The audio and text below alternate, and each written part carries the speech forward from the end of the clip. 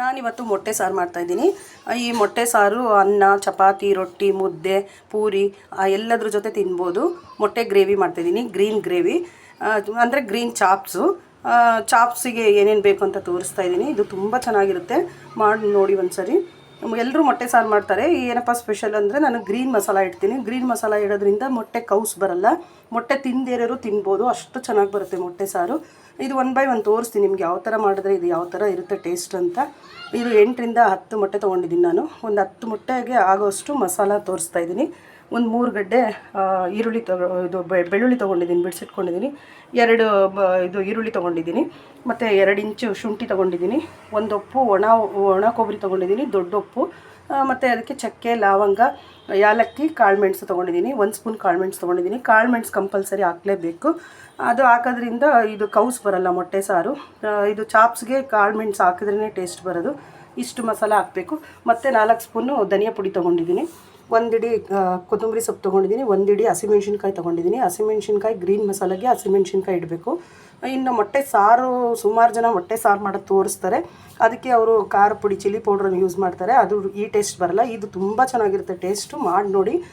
ಮತ್ತು ಅದಕ್ಕೆ ಒಂದು 8 ಟೊಮೆಟೊ ತೊಗೊಂಡಿದ್ದೀನಿ. ಮತ್ತು ಇದಕ್ಕೆ 1 ಬಟ್ಲು ಎಣ್ಣೆ ತೊಗೊಂಡಿದ್ದೀನಿ. ಮತ್ತು ಉಪ್ಪು ರುಚಿಗೆ ಎಷ್ಟು ಬೇಕಾಗುತ್ತೆ ಅಷ್ಟು ಉಪ್ಪು ಹಾಕ್ತೀನಿ. ಅರಿಶಿನ ಪುಡಿ ತೊಗೊಂಡಿದ್ದೀನಿ. ಇವಾಗ ನಾನು ಮೊಟ್ಟೆ ಸಾರು ಹೇಗೆ ಮಾಡೋದು ಅಂತ ತೋರಿಸ್ತೀನಿ ನಿಮಗೆ, ನೋಡಿ. ಬಾಣಲಿ ಇಟ್ಕೊಂಡಿದ್ದೀನಿ. ಇದಕ್ಕೆ 1 ಸ್ಪೂನ್ ಎಣ್ಣೆ ಹಾಕ್ತೀನಿ. 1 ಸ್ಪೂನ್ ಅಂದರೆ ಇದು ದೊಡ್ಡ ಸ್ಪೂನು. ಇದು ಉರಿಯೋಕ್ಕೆ ಜಾಸ್ತಿ ಎಣ್ಣೆ ಹಾಕಬೇಕು, ಆಗ ಘಾಟೆಲ್ಲ ಹೋಗುತ್ತೆ, ಹಸಿ ವಾಸನೆ ಎಲ್ಲ ಹೋಗುತ್ತೆ. ನೋಡಿ ಈ ಸೈಜಲ್ಲಿ 1 ಸ್ಪೂನ್ ಎಣ್ಣೆ ಹಾಕ್ತಾಯಿದ್ದೀನಿ. 1 ಸೌಟಲ್ಲಿ ಎಣ್ಣೆ ಹಾಕ್ತಾಯಿದ್ದೀನಿ.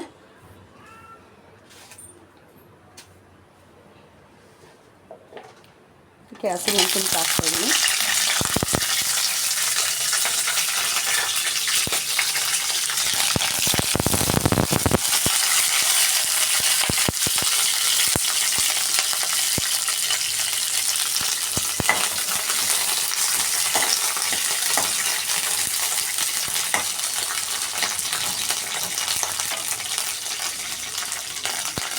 ಚೆನ್ನಾಗಿ ಫ್ರೈ ಮಾಡಬೇಕು ಹಸಿಮೆಣಸಿನ್ಕಾಯಿ. ಈಗ ಗ್ರೀನ್ ಮಸಾಲ ತುಂಬ ಚೆನ್ನಾಗಿರುತ್ತೆ, ಮಾಡಿ ನೋಡಿ. ಎಲ್ಲನೂ ನಾನು ಎಣ್ಣೆಲಿ ಫ್ರೈ ಮಾಡ್ಕೊತೀನಿ. ಈರುಳ್ಳಿ, ಬೆಳ್ಳುಳ್ಳಿ, ಹಸಿಮೆಣಸಿನ್ಕಾಯಿ, ಶುಂಠಿ,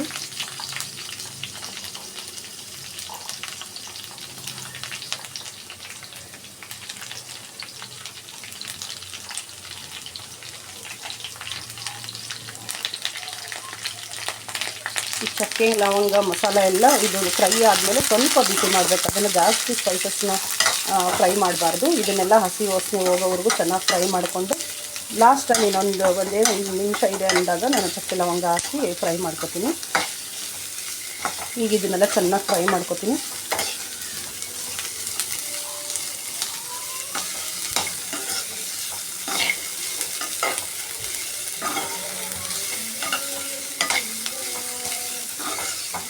ಎಲ್ಲರೂ ಮೊಟ್ಟೆ ಸಾರು ಅಂದಿದ ತಕ್ಷಣವೇ ಮೊಟ್ಟೆ ಹಾಕಿ ಅದರಲ್ಲಿ ಕಲಕಿಬಿಡ್ತಾರೆ. ನನಗೆ ಅದು ಇಷ್ಟ ಆಗಲ್ಲ. ನಮ್ಮನೇಲಿ ಮಕ್ಕಳು ಆಗಲಿ ನಾವಾಗಲಿ ಕೌಸಿದ್ದೆ ತಿನ್ನೋಕ್ಕೆ ಇಷ್ಟಪಡೋದಿಲ್ಲ. ಹಾಗಾಗಿ ನಾವು ಮೊಟ್ಟೆನ ಕಲಕೋದಿಲ್ಲ, ಸಾರಲ್ಲಿ ಕಲಸೋದಿಲ್ಲ. ನಾವು ಹಾಗಾಗೆ ಬಿಡ್ತೀವಿ. ನಾನು ತೋರಿಸ್ತೀನಿ ನಿಮ್ಗೆ 1 ಬೈ 1 ತೋರಿಸ್ತೀನಿ ಯಾವ ಥರ ಬರುತ್ತೆ ಮೊಟ್ಟೆ ಸಾರು ಅಂತ ನೋಡ್ಕೊಳ್ಳಿ. ತುಂಬ ಚೆನ್ನಾಗಿರುತ್ತೆ. ಹಾಗೆ ನಾನು ಯಾವ್ಯಾವ ವೀಡಿಯೋಗಳು ಮಾಡಾಕಿದ್ದೀನೋ ಅದು ಒಂದಕ್ಕೂ ನಾನು ಸಬ್ಸ್ಕ್ರೈಬ್ ಮಾಡಿ ಅಂತ ಹೇಳಿಲ್ಲ. ದಯವಿಟ್ಟು ನನ್ನ ಚಾನಲ್ನ ನೋಡೋರೆಲ್ಲ ಸಬ್ಸ್ಕ್ರೈಬ್ ಮಾಡಿ, ಲೈಕ್ ಮಾಡಿ, ಶೇರ್ ಮಾಡಿ. ಇದು ನಾನು ಹೊಸ್ದಾಗಿ ಸ್ಟಾರ್ಟ್ ಮಾಡೋದ್ರಿಂದ ನನಗೆ ಗೊತ್ತಿಲ್ಲ ಯಾವ ಥರ ಹೇಳ್ಬೇಕು, ಯಾವ ಥರ ಮಾಡಬೇಕು ಅಂತ, ಹಂಗಾಗಿ ಹೇಳ್ತಾ ಇದ್ದೀನಿ. ದಯವಿಟ್ಟು ಸಬ್ಸ್ಕ್ರೈಬ್ ಮಾಡಿ ನನ್ನ ಅಡುಗೆ ಇಷ್ಟ ಆದರೆ.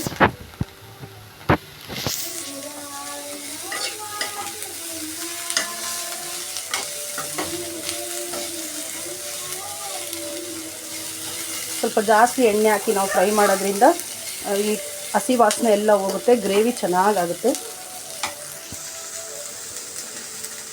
ಇಷ್ಟು ಮಸಾಲ ಇದು ಹುರ್ಕೊಂಡಿದ್ದೀನಿ. ಇವಾಗ ನಾನು ಸ್ಪೈಸಸ್ ಹಾಕ್ತೀನಿ. ಇದನ್ನು ಸ್ವಲ್ಪ ಲೈಟಾಗಿ ಫ್ರೈ ಮಾಡ್ಕೋಬೇಕು. ಸಾಕು, ಇವಾಗ ಇದಾಗಿದೆ. ಬಿಸಿಗೆ ಅದಾಗ್ಬಿಡುತ್ತೆ. ಬಾಣಲಿ ಬಿಸಿ ಇರೋದ್ರಿಂದ ಅದೇ ಚೆನ್ನಾಗಿ ಬಿಸಿ ಆಗುತ್ತೆ. ಇವಾಗ ಇದನ್ನು ಆರಕ್ಕೆ ಬಿಟ್ಬಿಟ್ಟು ಇದನ್ನೆಲ್ಲ ರುಬ್ಕೊಳ್ತೀನಿ. ಎಲ್ಲ ಮಸಾಲ ರುಬ್ಕೊಳ್ತೀನಿ. ರುಬ್ಕೊಂಡಾದ್ಮೇಲೆ ಅದನ್ನ ಒಗ್ಗರಣೆ ಮಾಡ್ತೀನಿ. ಮಸಾಲ ರುಬ್ಕೊಂಡಿದ್ದೀನಿ. ಯಾವ ಥರ ಬಂದಿದೆ ಅಂತ ಮಸಾಲ ತುಂಬ ಚೆನ್ನಾಗಿರುತ್ತೆ. ಇದು ಗ್ರೀನ್ ಮಸಾಲ ನೋಡಿ, ಗ್ರೀನ್ ಕಲರ್ ಬಂದಿದೆ. ಕೊತ್ತಂಬರಿ ಹಸಿಮೆಣ್ಸಿನ್ಕಾಯಿ ಅಷ್ಟೇ ಹಾಕಿರೋದು, ಯಾವ ಕಲರ್ ಗಿಲ್ಲರ್ ಏನೂ ಇಲ್ಲ, ಗ್ರೀನಾಗಿ ಬರುತ್ತೆ. ಟೊಮೊಟೊ ಎಲ್ಲ ರುಬ್ಕೊಂಡಿದ್ದೀನಿ ನಾನು. ಆದರೆ ಒಂದು ಸಣ್ಣ ಟೊಮೆಟೊ, ಒಂದು ಕಾಲು ಭಾಗದಷ್ಟು ಈರುಳ್ಳಿನ ಈ ಥರ ಸಣ್ಣಕ್ಕೆ ಹೆಚ್ಚಿಟ್ಕೋಬೇಕು ಒಗ್ಗರಣೆಗೆ. ಇವಾಗ ನಾನು ತಪ್ಪಲೆ ಇಟ್ಟಿದ್ದೀನಿ, ಎಣ್ಣೆನೂ ಹಾಕಿಟ್ಟಿದ್ದೀನಿ. ಎಣ್ಣೆ ಸ್ವಲ್ಪ ಜಾಸ್ತಿ ಹಾಕಬೇಕು. ನಾನು ಈ ಬಟ್ಲಲ್ಲಿ ಒಂದು ಬಟ್ಲು ಹಾಕಿದ್ದೀನಿ. 10 ಮೊಟ್ಟೆ ಸಾರಿಗೆ ಇಷ್ಟು ಎಣ್ಣೆ ಬೇಕಾಗುತ್ತೆ. ಅದರಲ್ಲೇ ಉರಿಯೋಕ್ಕೂ 1-2 ಸ್ಪೂನ್ ಹಾಕ್ಕೊಂಡಿದ್ದೆ. ಮತ್ತು ಇವಾಗ ಸಾರು ಒಗ್ಗರಣೆಗೂ ಅಷ್ಟು ಹಾಕಿದ್ದೀನಿ.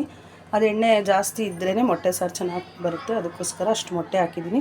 ಇವಾಗ ಎಣ್ಣೆ ಕಾದಿದೆ, ಅದಕ್ಕೆ ಸ್ವಲ್ಪ ಹೆಚ್ಚಿಟ್ಕೊಂಡಿರೋ ಈರುಳ್ಳಿ ಹಾಕ್ತಾಯಿದ್ದೀನಿ. ನೋಡಿ ಈ ಥರ ಬರುತ್ತೆ. ಪಾತ್ರೆ ಸ್ವಲ್ಪ ದೊಡ್ಡದಾಗಿಟ್ಟಿದ್ದೀನಿ, ಏಕೆಂದರೆ ಮೊಟ್ಟೆ ಒಂದಕ್ಕೊಂದು ಅಂಟ್ಕೋಬಾರ್ದಲ್ವ, ಹಂಗಾಗಿ ನಾನು ಅಗಲವಾದ ಪಾತ್ರೆನ ಇಟ್ಟಿದ್ದೀನಿ. ಈರುಳ್ಳಿ ಈ ಥರ ಫ್ರೈ ಆದಮೇಲೆ ಒಂದು ಅರ್ಧ ಟೊಮೆಟೊ ಹಾಕಬೇಕು. ಟೊಮೊಟೊ ಈರುಳ್ಳಿ ಯಾಕೆ ಈ ಥರ ಒಗ್ಗರಣೆಗೆ ಹಾಕಬೇಕು ಅಂದರೆ, ನಾವು ಮೊಟ್ಟೆ ಸಾರು ಮಾಡಿದಾಗ ಮೊಟ್ಟೆ ಸಾರು ಮೇಲೆ ಆ ಗ್ರೇವಿ ಮೇಲೆ ಎಣ್ಣೆ ಚೆನ್ನಾಗಿ ಬಿಟ್ಕೊಳ್ಳುತ್ತೆ, ನೋಡೋಕ್ಕೂ ಚೆನ್ನಾಗಿರುತ್ತೆ, ತಿನ್ನೋಕ್ಕೂ ಚೆನ್ನಾಗಿರುತ್ತೆ. ಹಂಗಾಗಿ ಇದನ್ನು ಹಾಕಬೇಕು, ತುಂಬ ಚೆನ್ನಾಗಿ ಬರುತ್ತೆ.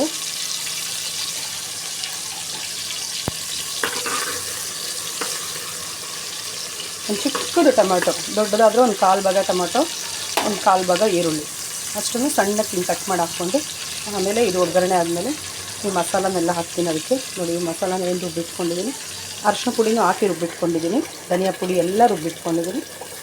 ನಾನೇನು ಅವಾಗಲೇ ತೋರಿಸಿದ್ದೀನೋ ಜೋಡಿಸಿರೋ ಮಸಾಲ, ಅದನ್ನೆಲ್ಲ ರುಬ್ಕೊಂಡಿದ್ದೀನಿ.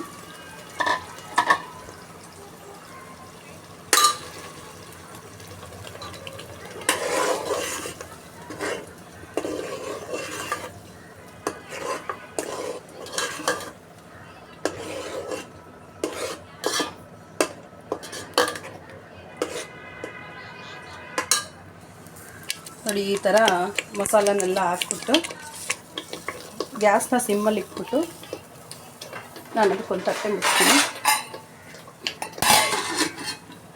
ಗ್ಯಾಸ್ನ ಸಿಮ್ಮಲ್ಲಿ ಇಟ್ಬಿಟ್ಟು ತಟ್ಟೆ ಮುಚ್ಚಿಬಿಟ್ರೆ ಅದು ಸ್ವಲ್ಪ ಇದು ಹಸಿ ವಾಸನೆ ಇನ್ನೂ ಏನಾದರೂ ಇದ್ದರೆ ಎಲ್ಲ ಹೋಗುತ್ತೆ. ಒಂದು 10 ನಿಮಿಷ ಈ ಥರ ಮಾಡಬೇಕು, ಅವಾಗವಾಗ ತಿರುಗಿಸ್ಕೊಂಡು.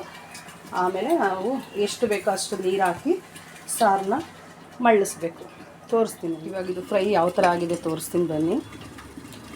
ನೋಡಿ ಇವಾಗ ಈ ಥರ ಅದು ಫುಲ್ಲು ಮಸಾಲನ ಫ್ರೈ ಮಾಡಿದ್ದೀನಿ, ಆವಾಗ ತಿರುಗಿಸಿದ್ದೀನಿ. ಇದು ಇವಾಗ ಮಸಾಲ ಚೆನ್ನಾಗಿ ರೋಸ್ಟ್ ಆಗಿದೆ. ಅದಕ್ಕೆ ಇವಾಗ ನಾನು ಈ ಜಾರ್ ತೊಳೆದಿರೋ ನೀರೆಲ್ಲ ಇದಕ್ಕೆ ಹಾಕ್ಬಿಡ್ತೀನಿ, ಮಸಾಲ ನೀರು. ನಿಮಗೆಷ್ಟು ಗ್ರೇವಿ ಯಾವ ಥರ ಬೇಕು, ತಿಕ್ಕಾಗಿ ಬೇಕಾ ಅಥವಾ ತೆಳ್ಳಗೆ ಬೇಕಾ ನೋಡಿಕೊಂಡು ನೀರು ಹಾಕಿ. ನಾನು ಇವತ್ತು ಒಂದು 10 ಜನಕ್ಕೆ ಆಗೋಷ್ಟು ಮಾಡ್ತಾಯಿದ್ದೀನಿ, ಹಂಗಾಗಿ ನಾನು ಇಷ್ಟು ನೀರು ಹಾಕ್ತಾಯಿದ್ದೀನಿ.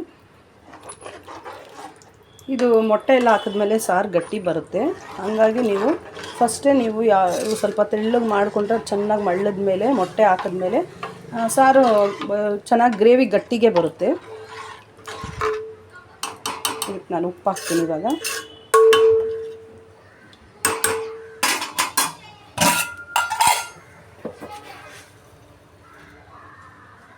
ಒಂದಿಷ್ಟು ಉಪ್ಪು ಬೇಕಾಗುತ್ತೆ, ಇದಕ್ಕೆ ಇಷ್ಟು ಉಪ್ಪು ಹಾಕ್ತಾಯಿದ್ದೀನಿ. ಉಪ್ಪು ಹಾಕ್ಬಿಟ್ಟು ಮತ್ತೆ ಇದನ್ನು ಮುಚ್ಚಿಡ್ತೀನಿ. ಅದು ಚೆನ್ನಾಗಿ ಮಳ್ಳಬೇಕು. ಇವಾಗ ಮಳ್ಳದ್ಮೇಲೆ ನೋಡಿ ಈ ಥರ ಸಾರು ಮಳ್ಳಿದೆ. ಇವಾಗ ಚೆನ್ನಾಗಿ ಸಾರು ಕುದೀತಾ ಇದೆ. ಈ ಕುದೀತಾ ಇರೋ ಸಾರಿಗೆ ಇವಾಗ ಗ್ಯಾಸ್ನ ಸಿಮ್ ಮಾಡ್ಕೋಬೇಕು. ಗ್ಯಾಸ್ ಜೋರಾಗಿ ಉಡಿತಾ ಇದ್ದರೆ ಮೊಟ್ಟೆ ಕದಲ್ಬಿಡುತ್ತೆ. ಗ್ಯಾಸ್ನ ಸಿಮ್ ಮಾಡಿಕೊಂಡು ಈ ರೀತಿ ಒಂದೊಂದೇ ಮೊಟ್ಟೆ ನೋಡಿ, ಒಂದೊಂದೇ ಮೊಟ್ಟೆ ಒಂದು ಬಟ್ಲಿಗೆ ಹಿಂಗೆ ಹೊಡೆದಿಟ್ಕೊಂಡು ಒಂದೊಂದೇ ಒಂದೊಂದು ಸೈಡ್ಗೆ ಹಾಕಬೇಕು. ಒಂದು ಕಡೆ ಹಾಕಿರೋ ಕಡೆ ಇನ್ನೊಂದು ಕಡೆ ಹಾಕಬಾರ್ದು. ಅದೇ ಥರ ಎಲ್ಲ ಮೊಟ್ಟೆನೂ ಇದೇ ಥರ ಬಿಡಬೇಕು.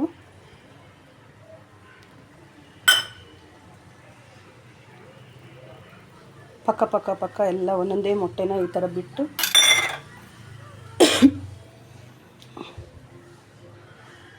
ನಾನು 4 ಮೊಟ್ಟೆ ಹೊಡೆದಿಟ್ಕೊಂಡಿದ್ದೀನಿ, ಇನ್ನೂ 6 ಮೊಟ್ಟೆ ಹೊಡಿಬೇಕು. ನಿಮಗೆ ತೋರಿಸ್ತಾ ಇದ್ದೀನಿ. ಈ ಥರ ಎಲ್ಲ ಒಂದೊಂದೇ ಸಿಮ್ಮಲ್ಲಿ ಗ್ಯಾಸ್ ಇಟ್ಕೊಂಡು ಸುತ್ತು ರೌಂಡಕ್ಕೆ 10 ಮೊಟ್ಟೆನೂ ಹಾಕಿಬಿಟ್ಟು ಆಮೇಲೆ ಈ ಥರ ಲಿಡ್ ಕ್ಲೋಸ್ ಮಾಡಬೇಕು. ಲಿಡ್ ಕ್ಲೋಸ್ ಮಾಡಿ ಸಿಮ್ಮಲ್ಲೇ ಬಿಡಬೇಕು, ಒಂದು 10 ನಿಮಿಷ ಸಿಮ್ಮಲ್ಲೇ ಬಿಡಬೇಕು. ನಂತರ ಮತ್ತೆ ಅದನ್ನು ಉಲ್ಟಾ ಹಾಕಬೇಕು. ಅದನ್ನು ತೋರಿಸ್ತೀನಿ ನಿಮಗೆ, ಉಲ್ಟಾ ಯಾವ ಥರ ಮಾಡೋದು ಅಂತಲೂ ತೋರಿಸ್ತೀನಿ. ಇವಾಗ ನಾನೆಲ್ಲ ಮೊಟ್ಟೆನ ಒಡೆದಾಕ್ತೀನಿ. ನಿಮ್ಮಲ್ಲೆಲ್ಲ ಬೇಯಿಸಿದ್ದೀನಿ ಮೊಟ್ಟೆನ ಒಂದೊಂದೇ ಎಲ್ಲ ಒಡೆದಾಕ್ಬಿಟ್ಟು ಇವಾಗ ಯಾವ ಥರ ಆಗಿದೆ ಸಾರು ಅಂತ ತೋರಿಸ್ತೀನಿ ನಿಮಗೆ. ವಾವ್, ನೋಡಿ ಮೊಟ್ಟೆ ಕರಿ ಯಾವ ಥರ ಬಂದಿದೆ ಅಂತ. ಮೊಟ್ಟೆ ಚಾಪ್ಸ್ ಗ್ರೀನ್ ಮಸಾಲ ಸೂಪರಾಗಿ ಬಂದಿದೆ.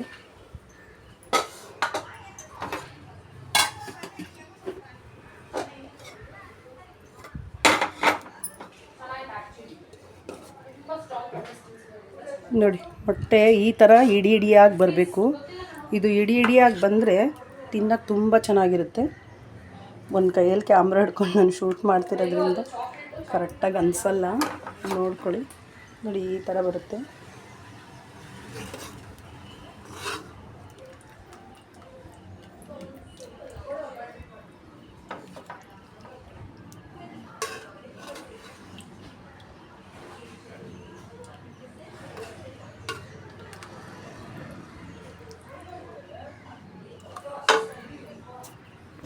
ನೋಡಿ ಮೊಟ್ಟೆ ಕರಿ ಯಾವ ಥರ ಬಂದಿದೆ ಅಂತ, ಎಷ್ಟು ಚೆನ್ನಾಗಿ ಬರುತ್ತೆ. ಒಂದೊಂದು ಮೊಟ್ಟೆ ನಾವು ಹಂಗೆ ಒಂದೊಂದು ಸೈಡಿಗೆ ಬಿಟ್ಕೊತ ಬಂದರೆ ಇದೇ ಥರ ಇರುತ್ತೆ, ಕದ್ಲೋದಿಲ್ಲ.